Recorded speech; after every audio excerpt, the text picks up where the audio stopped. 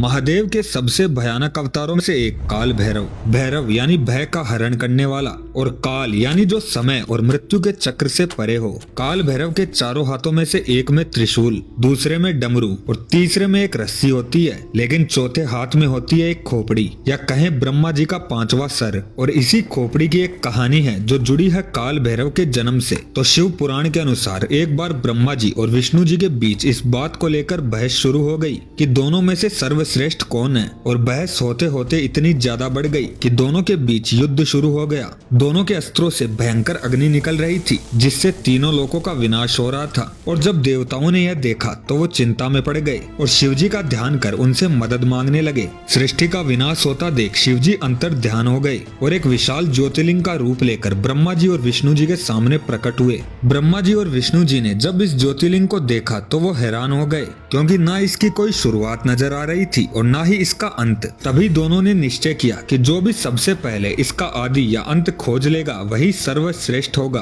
तब ब्रह्मा जी अपने वाहन हंस पर बैठकर ऊपर की ओर गए और विष्णु जी अपने वाहन गरुड़ पर बैठकर नीचे की ओर निचला छोर ढूंढने गए। बहुत देर तक खोजने के बाद भी उन्हें दूर दूर तक इसका कोई अंत नहीं दिख रहा था। तभी विष्णु जी थककर वापस आ गए और अपनी हार स्वीकार कर ली। लेकिन जब ब्रह्मा जी लौटे तो उन्होंने झूठ बोल दिया कि उन्होंने इस ज्योतिर्लिंग का अंत ढूंढ लिया है और अब वो ही सर्वश्रेष्ठ हैं। तभी महादेव अपने असली रूप में आते हैं। वो ब्रह्मा जी के कहे झूठ से अत्यंत क्रोधित थे और तभी शिव जी के क्रोध के कारण एक रुद्र अवतार काल भैरव की उत्पत्ति हुई। काल भैरव का स्वरूप अत्यंत ही विकराल और डरावना था। उन्होंने शिव जी के आदेश पर अपने बाएं हाथ की छोटी उंगली के नाखून से ब्रह्मा जी का एक सर काट दिया और ये वही सर था जिसके मुख से झूठे शब्द निकले थे। तभी विष्णु जी ने शिव जी से अपना क्रोध शांत कर ब्रह्मा जी को माफ करने का आग्रह किया। और जब शिव जी का क्रोध शांत हुआ तो उन्होंने विष्णु जी को अपने समान पूजे जाने का वरदान और ब्रह्मा जी को ना पूजे जाने का अभिशाप दिया। और क्योंकि ब्रह्मा जी एक परम ब्राह्मण थे, इसीलिए काल भैरव पर ब्रह्म हत्या का पाप चढ़ गया और ब्रह्मा जी का कटा हुआ सर काल भैरव के हाथ में ही चिपक गया,